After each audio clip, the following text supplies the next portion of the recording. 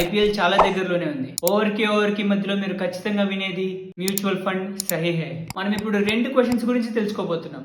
Why mutual funds, which mutual fund. అసలు mutual fund అంటే ఒక కంపెనీ ఇన్వెస్టర్స్ దగ్గర డబ్బులు తీసుకొని ఆ డబ్బుల్ని డిఫరెంట్ కంపెనీస్ లో ఇన్వెస్ట్ చేస్తుంది. అసలు మ్యూచువల్ ఫండ్ ని ఎందుకు చూస్ చేసుకోవాలి? ఎందుకంటే మీరు మార్కెట్ ని అనలైజ్ చేయాల్సిన పని లేదు, మీకోసం ఎడ్యుకేటెడ్ రీసెర్చ్ అనలిస్ట్ చేస్తారు. ఒక మ్యూచువల్ ఫండ్ బాస్కెట్ లో డిఫరెంట్ కంపెనీస్ ఉంటాయి. ఫర్ ఎగ్జాంపుల్, మీరు ఒక 1000 రూపీస్ ఒక మ్యూచువల్ ఫండ్ లో ఇన్వెస్ట్ చేశారంటే అది స్మాలర్ చంక్స్ గా డివైడ్ అయ్యి డిఫరెంట్ కంపెనీలో ఇన్వెస్ట్ చేయబడుతుంది. ఇన్ కేస్ ఒక కంపెనీ బాగా పర్ఫామ్ చేయకపోయినా మిగతా కంపెనీస్ వల్ల మీ రిస్క్ డైవర్సిఫై అవుద్ది. అండ్ మ్యూచువల్ ఫండ్ చాలా అఫోర్డబుల్. మీరు ఒక 500,000 నుంచి కూడా మ్యూచువల్ ఫండ్ లో ఇన్వెస్ట్ చేయడం స్టార్ట్ చేయొచ్చు. ఇప్పుడు మన second question, which mutual fund. Market లో చాలా రకాల మ్యూచువల్ ఫండ్స్ ఉన్నాయి. వాటిలో మెయిన్ 3 ఇప్పుడు డిస్కస్ చేద్దాం. ఒకటి, large cap highly valued India's top companies ఉంటాయి. సో దాంట్లో రిస్క్ కొంచెం తక్కువ, రిటర్న్స్ కూడా డీసెంట్ గా వస్తాయి. Second, mid cap. దీంట్లో రిస్క్ కొంచెం ఎక్కువ, రిటర్న్స్ కూడా కొద్దిగా ఎక్కువ ఉంటాయి. Third, small cap. Small cap లో